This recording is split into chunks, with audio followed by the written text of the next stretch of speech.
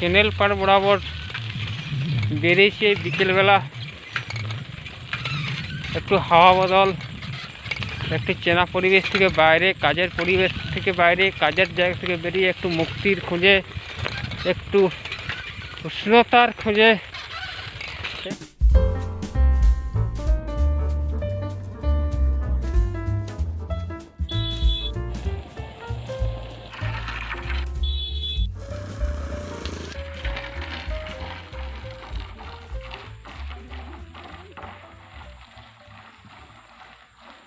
তো বন্ধুরা, আমি এসে পড়েছি আবার সেই পুরনো জায়গায়, আমার চেনা জায়গায়। আজও কিছুটা সময় কাটাবো এবং তোমার সাথে কিছুটা সময় শেয়ার করে নেব, কিছুটা কথা শেয়ার করে নেব। তো আরেকবার welcome to my YouTube channel Amit Mahato blog. তো শুরু করা যাক। ভিডিও শুরু করার আগে তোমাদের একটু জায়গার লোকেশনটা দেখিয়ে নিই, তারপরে দেখা হচ্ছে। চলো।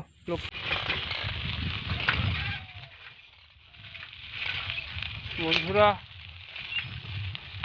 কেনেল পার বরাবর বেরিয়েছি বিকেলবেলা, একটু হাওয়া বদল, একটু চেনা পরিবেশ থেকে বাইরে, কাজের পরিবেশ থেকে বাইরে, কাজের জায়গা থেকে বেরিয়ে একটু মুক্তির খোঁজে, একটু উষ্ণতার খোঁজে, একটু অন্যরকম প্রকৃতির সান্নিধ্য পেতে আমি সাইকেলে বেরিয়ে পড়েছি। হ্যাঁ, চলেছি কেনেল পাড় বরাবর। একটা কংসাবতী কেনেল, কংসাবতী যে জলাধার, কংসাবতী যে নদী পুরুলিয়া থেকে জঙ্গলমহলের উপর দিয়ে প্রবাহিত, তার একটি ড্যাম রয়েছে বাঁকুড়ার মুকুটমণিপুর। সেখান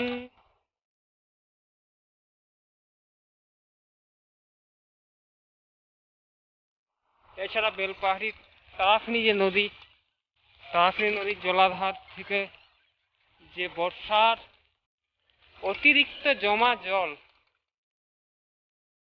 তা এই কেনেল দিয়ে কেনেলে ছেড়ে দেওয়া হয়।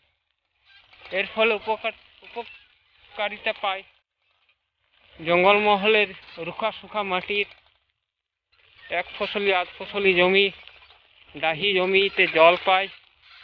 সেই জলের থেকে ডাঙার ধান হয়, পরব হয়, বাদনা মকরের প্রস্তুতি হয়।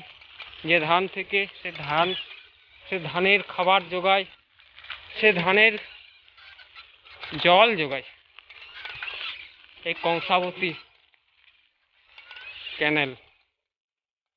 আর আমি চলেছি কংসাবতী ক্যানেলের উপর দিয়ে, তাই বন্ধুদের এই কথাগুলো বলা।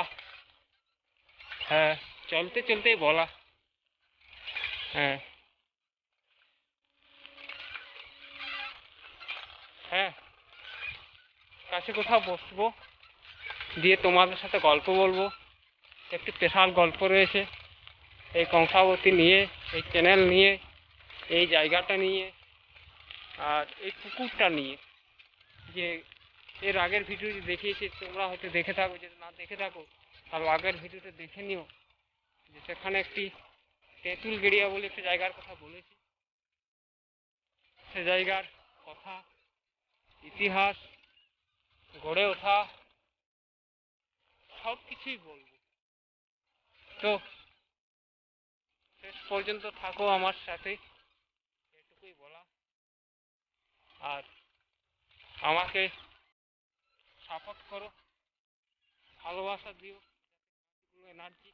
এনার্জেটিক ভাবে করতে পারি, আরো ভালোভাবে, আরো এনার্জি নিয়ে, আরো নতুন উদ্যমে, নতুন উদ্দীপনার সাথে কাজগুলো করতে পারি।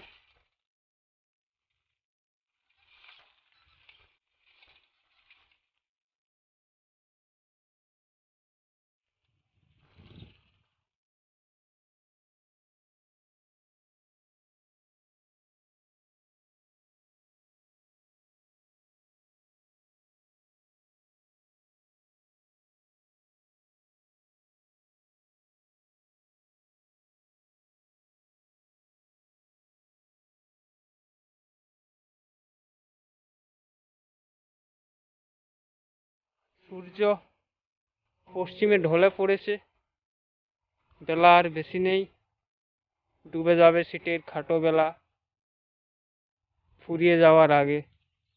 চলো দেখে নেওয়া যাক আরেকবার মন ভরে প্রকৃতি। এই প্রকৃতির সান্নিধ্যে আসা যাদের খুব একটা হয় না, তাদের জন্য রইল। চলো। হুম, জলাধার দেখতে পাচ্ছ তো বন্ধুরা? জলাধার, পূর্ণ জলাধার, রাশি রাশি জল। আর এখনো শালুক ফোটেনি, নাহলে শালুকের ছবি শেয়ার করতাম। যখন শালুক ফুটবে তখন আবারও দেখা যাবে। চলো একটু জল দেখিয়ে নিই।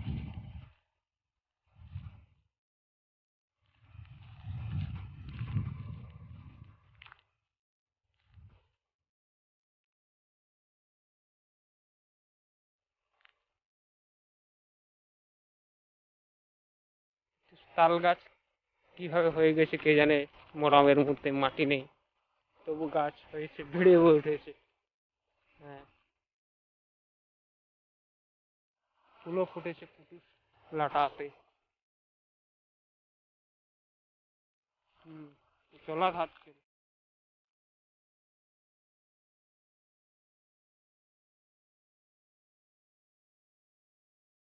বিশাল জলাধার, জলাধারের কোনো শেষ নেই।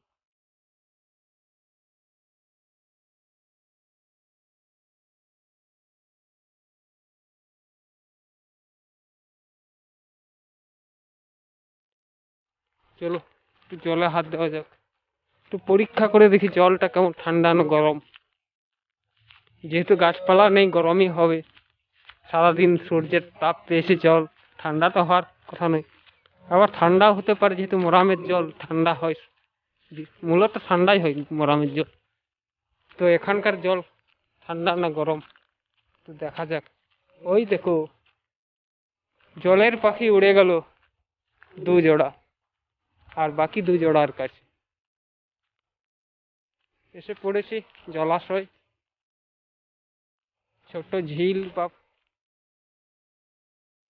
তো এই জলাশয়ের কথা বলবো, তার আগে জলাশয়টা দেখে নিয়ে এসেছি, যেহেতু সূর্য পাশে বসেছে।